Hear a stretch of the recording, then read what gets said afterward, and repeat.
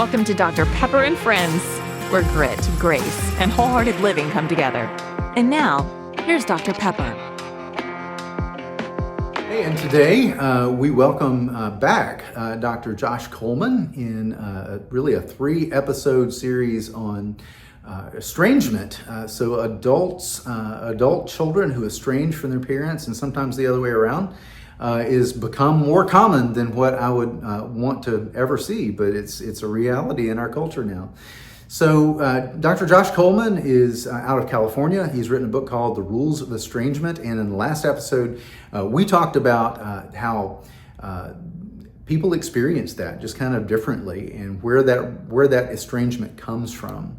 And today we're going to talk about how to put it together, how to mend some of those fences that have been broken and those boundaries that have been crossed. So if you have not subscribed to our channel, please do so. We would love to know that you're out there. And thank you so much for tuning in. And without further ado, we're going to move on into our second part of this interview with Dr. Josh Coleman.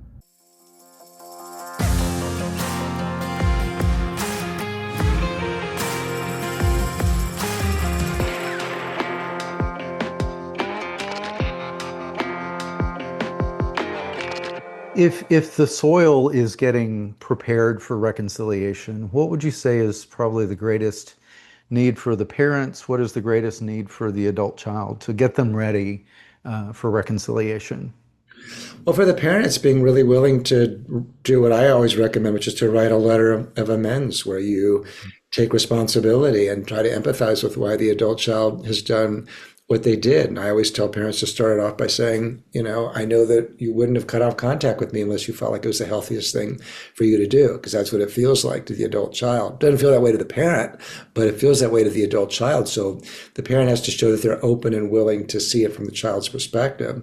And then they have to find the kernel, if not the bushel of truth, in the child's complaints. If the parent doesn't really see themselves as having been emotionally abusive, but there are things that the adult child is ascribing, the parent can say, well, I guess, it's clear that I have blind spots that I wasn't aware at the time that felt emotionally abusive to you. But I'm glad that you let me know, and that's something that I'm certainly open to working on, either in my own therapy or in family therapy, or if, we do have interactions going forward, if you want to let me know if I'm acting that way and I'm not being aware of it, I'd welcome that feedback. But some adult children don't actually even tell the parent. The parent is just kind of ghosted all of a sudden, and the parent doesn't know why the adult child has cut off contact with them. So in those situations, I tell parents to say, same thing. I know you wouldn't do this unless you felt like it's the healthiest thing for you to do. I actually don't understand, but would like to. Would you feel comfortable writing me and telling me more about why you feel like this is the best thing for you, or any memories you have that have contributed to your feeling like you have to do this. I promise to read or listen purely to understand and not in any way to defend myself. So I hope you let me know. Love, Mom, Dad, etc. So so I think that it's really on the parents' part, showing that you're willing to do due diligence, that you're not there to defend yourself, you're not there to criticize the child, you're not there to blame their therapist or your ex or anybody else. You're willing to kind of take the hit, take responsibility. In AA they talk about making a fearless and searching moral inventory. Which is such a great term, and it's a great concept for parents as well. That you want to look. We all have character flaws, so you want to be able to kind of face those head on, and it's hard for any parent to do. But it's really important. Now, for the adult child, I think it's important that they be open to hearing the parent's perspective, to seeing their parent less in a kind of a two-dimensional diagnostic way of just being a narcissist and hopeless, but, being somebody who actually didn't have the same tools, didn't have the same childhood, that the parenting standards that existed when the parent was raising their children weren't the standards there are today, that are much more careful and psychological and attuned, and to be open to kind of seeing the parent in a more three-dimensional way, that parents do the best they can, even if they do a terrible job. We're all products of our histories and environment and genetics and social class and everything else. So for the adult child to try to show some compassion for that parent, particularly if the parent's willing to make amends and take responsibility and repair, and also for the adult child to investigate whether all the things they think are due to the parent's behavior are truly due to the parent's behavior. And that's kind of a hard reach for most adult children to get to. Right. This feels Right. so much like, well, that's, that was how I felt. So that's who I became. It's kind of like, well, it's not, adult development isn't that straightforward. It's not a straight narrative line between your childhood and who you become as an adult. Right. It's a very curvy line, basically. Right.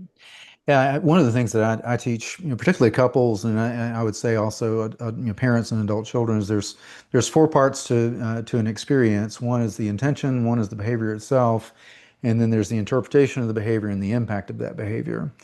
And I think in some of these exchanges, and certainly with couples, it's easy to get really caught up in the intentions and miss the possibility that the behavior itself back then and now could be perceived very differently. And there's an interpretation that also has a context Yep, and an impact that is still playing out at times. absolutely. And I think one of the things is you do a tremendous job of in the book is just helping parents, especially in the amends letter, to be thorough and to not just throw a blanket. Hey, if there's anything that I've ever Right. done that hurts you, I am so sorry. Get over it. But Well, but to be definitely more not. Yeah. specific Right. and they don't even have to take responsibility for a malicious intention as Right. much as to be able to acknowledge this is the behavior and your interpretation of it is this, and I can see you're not crazy for Right. having the feelings that you do and for that having the kind of impact, and I've never understood that before. So I want to approach that with curiosity. Yeah, no, I think that's beautifully put, and I think that's exactly right. That parents often want to say, "Oh, you just misunderstood my behavior. That wasn't what I was thinking and feeling at the time," which the adult child doesn't feel very useful because I think, as you're saying, the damage has sort of been done in terms of how it felt to the child and how they interpreted it. So it's much more about having a conversation of curiosity from the parent's perspective about how that impacted the adult child rather than what the parent's true intentions were.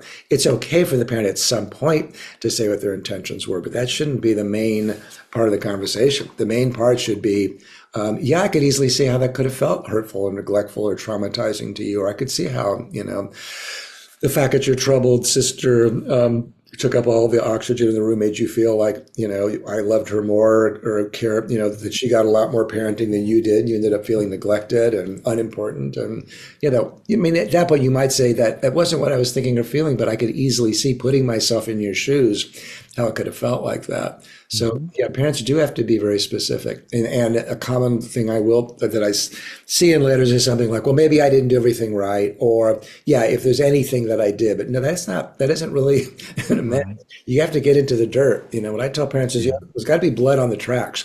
Your adult child has to see that you're really struggling to understand and do a deep dive and do some serious self-reflection and repentance in a certain kind of way if there's repentance that needs to be done. Yeah. For a lot of adults, adult parents, or not, for a lot of parents of adult children, Yeah. that doesn't seem fair to them. It doesn't seem fair that they should be the one that take the high road or that the empathy should come from them. Why don't these kids appreciate me more and offer empathy for myself? What do you say to parents that reply that way? So yeah, I wish they would too, but that's not the world that we live in. Your adult children haven't been raised in that culture. They've been raised in an environment where they don't have to have a relationship with you if they don't want to, and the rules of engagement have shifted towards, the relationship has to be one that feels good to them and close to their identity and their ideals for happiness and personal growth. So it is unfair. Okay, Mhm. I can accept that, but is that going to get you anywhere? No, it's not. You can't just, I'll sometimes get letters from parents who are mad at me, or I'll see on some forum, oh, Coleman just wants parents to grovel all the time, and I'm like, no, to me, it's about humility. It's not humiliation. Yeah, We yeah, should all be able to face our own flaws and acknowledge them, and accept that we also all have blind spots, and there's nothing really lost in that. Now, does that mean parents have to live for the rest of their lives on their knees and constantly be in a state of apology? No, I think parents should do a really good amends letter, one or two, and then they're kind of done. I mean, they're done with an amends letter. They don't have to keep yeah. apologizing, and Right, it's not right, going to right. get them anywhere. So, Right. And I think you say this in the book, and this is another just a great thought. The very humbling honor right. is that I am always going to be the parent, Yeah, and exactly. my child is always going to be the child, Right. and that's never going to change, no matter what gets done or undone. That's still going to be the roles that we play. Yep, exactly Yeah. right. Our kids didn't ask to be born, and even if we've given them a life enviable by any standard, it's still, once you become a parent, as far as I'm concerned, that responsibility lies with you. And if somebody has to take the high road, then that should be you. If you want a reconciliation with your kids, some parents go, well, screw that. I don't care. Right. I tell them how pissed off I am and how unfair they're being to me and everything. I'm like, all right, well, you can. You're not going to get your kid back in your life, but you can do that if you want to do it. I'm not going to tell you not to. I want to preserve our time for one last question, but I will say this: Sure. Dr. Coleman does a really good job talking about what life can be like without reconciliation, and that's worth buying the book just to read that section. Last question is this: if I have listeners who are in a transition stage where their children are becoming adults and possibly even getting married, and things are okay right now, they're not necessarily estranged. There may or may not be any tension. Mhm. Any ounce of prevention suggestions that you would have for both adult children and also their parents? Well, the parent side know that marriage can be a flashpoint. In my survey of 1,600 parents, 70% of them didn't become estranged until their kids got married.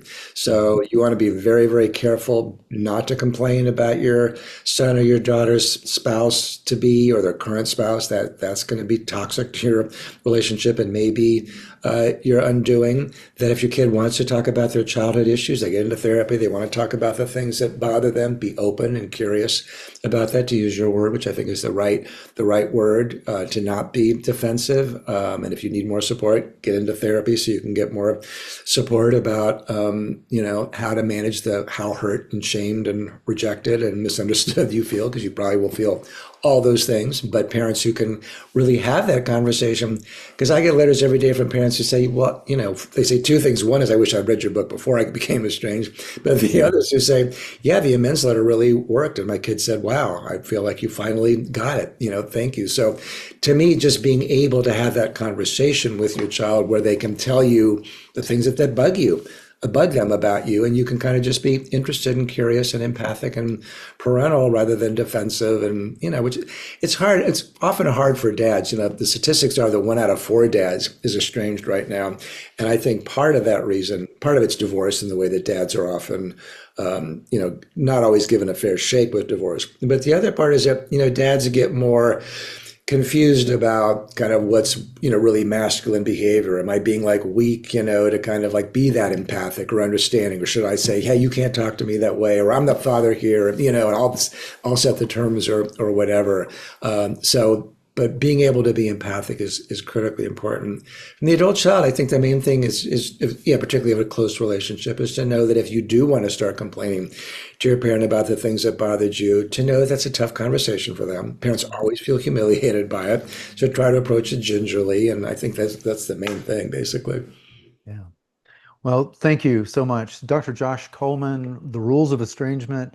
I've been handing this out like butterscotch candy, and it has been I appreciate it. tremendous. And thank you so much. I'm just so grateful when I come across a work that's helpful to the people that I work with, and this is certainly one of those. So, thank you for being a new friend and for spending some time with us. It's And good talking to you.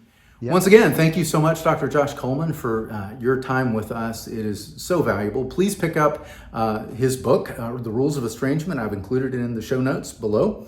And go to his YouTube channel, subscribe to some of his emails. I found them to be very helpful just in learning more and more. And a lot of the material comes out of the book, but sometimes it's helpful just to hear somebody speak it instead of just read it. So I would encourage you to get a little bit more involved with him and the work that he is doing.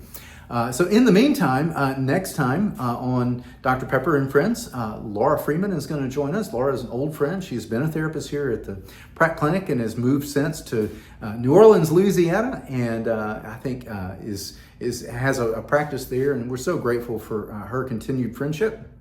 And from the perspective of an adult child, she's going to talk a little bit more with us in our next interview about what estrangement must be like and the kinds of things that the adult children especially need to be able to move forward and to bridge some of the gaps that exist between them and parents that sometimes just don't seem to get it.